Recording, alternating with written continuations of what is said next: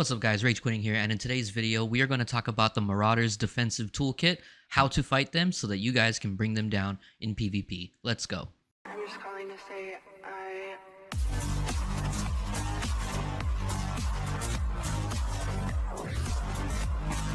Alright guys, so first thing we're going to talk about here in the skill tree, if Marauders are choosing Predation here, which most of them should be, and also if they have the tactical here, Defel Splice Genes, that means they have two charges, or not two charges, but they can use Force Camouflage twice, because Predation resets the cooldown of Force Camouflage. So Force Camouflage, first of all, is an ability that lets you duck out of sight. It obscures yourself with the Force, removes all cleansable effects, and it makes them immune to crowd control and reduces all damage taken by 50%. So once I go into camouflage here, even if I get AoE pushed or something, it won't affect me. And if I'm taking damage while I'm in camouflage form, all damage received is reduced by 50%. So ducks you out of sight, removes CC, immune to CC, and also reduces damage taken. Okay, Predation itself, it applies to yourself and other group members within 40 meters, increases movement speed by 80%, but it also gives melee and range defense by 10%, and it purges movement impairing effects, so you can get out of roots and slows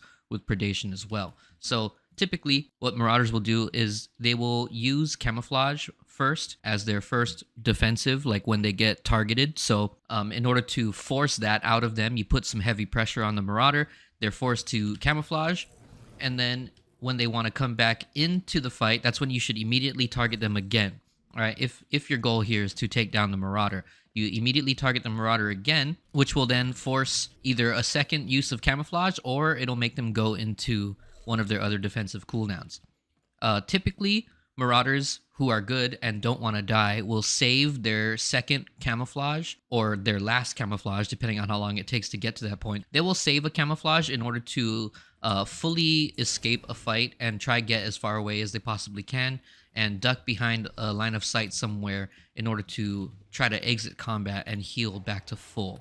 Okay, so when you see a Marauder use camouflage and you get back on them and they use camouflage again, you kind of want to be looking for places where they might be trying to escape to, especially if they're low. If they're low, that means they're gonna try and get out of combat to heal back to full. So you don't want to let them do that. So what you want to do is you want to take a good guess, educated guess to where they may have went and try to chase them down and finish the kill there so they can't heal back to full and come back and rejoin the fight. Next up, we're going to be talking about every Marauder has Saber Ward. So Saber Ward increases melee and range defenses by 50%, and it absorbs 25% of the damage taken from force and tech attacks for 12 seconds. So very strong cooldown here. It looks like this. All right. So if you are mostly white damage or melee damage, right? I mean, weapon damage, there's a 50% chance that your attacks will not get through the Saber Ward. So typically when I see a Saber Ward active on a Marauder or a Juggernaut, Sentinel, Guardian, whatever, I'll usually just try to switch targets because then your DPS is being wasted into this Saber Ward. But if you're a Force or Tech user, your damage is not being evaded. It's just being reduced. So you could still stick on the target as Force or Tech damage dealer, except your damage is only going to be being reduced by 25%. Okay, they absorb 25% of the damage taken.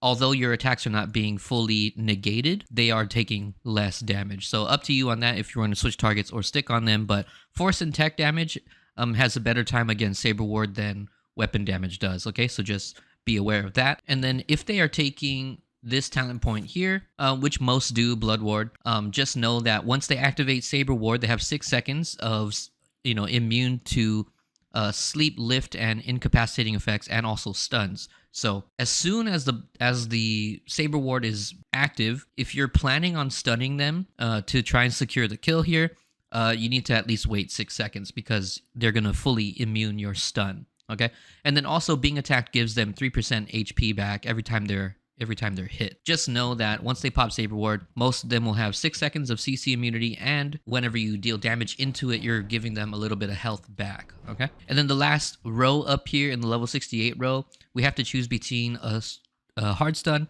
mad dash, or undying rage. So if you ever see a Marauder using mad dash, you can safely say that they don't have, either of the other abilities. So they don't have a stun and they don't have undying rage. Whenever you see this ability being used, it's on a 35-second cooldown.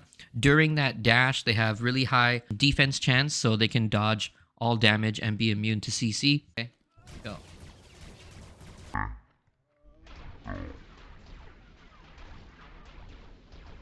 On a 35-second cooldown. But outside of that, they're vulnerable. Okay, so the only things you need to worry about here is the uses of camouflages and saber ward.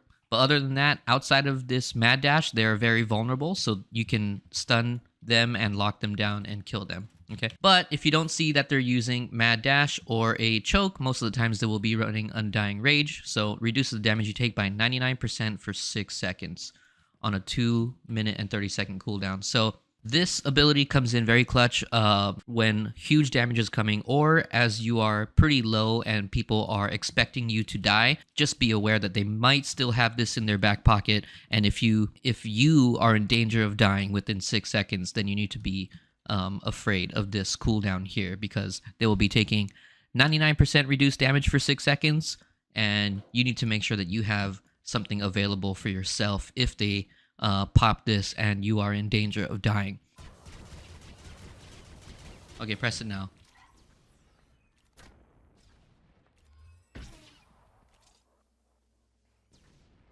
Okay. All right, guys. So for Fury Marauder, there is one additional thing that you guys need to be aware of, and that is this ability called Force Crush. All right. In the skill tree here, Gravity Vortex, this passive, Force Crush triggers Gravity Vortex, granting immune to interrupts and all controlling effects for 6 seconds, and it can occur once every 30 seconds. So, what Force Crush looks like and what the animation looks like on their body here, let me go ahead and get my rage up. Alright, so Force Crush here looks like this when they put it on, and you'll see me get a little red shield-looking thing around my body. So this right here, when you see this up on a Marauder, they cannot be crowd controlled. So do not waste crowd control into this ability. So recapping here, if you want to kill the Marauder, make sure that you target them enough to have them waste their camouflages. When they throw up their saber ward, just know that they're mitigating weapon damage and also absorbing 25% of the damage taken from force and tech attacks for 12 seconds.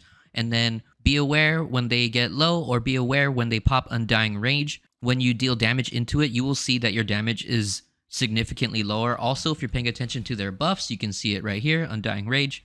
All right.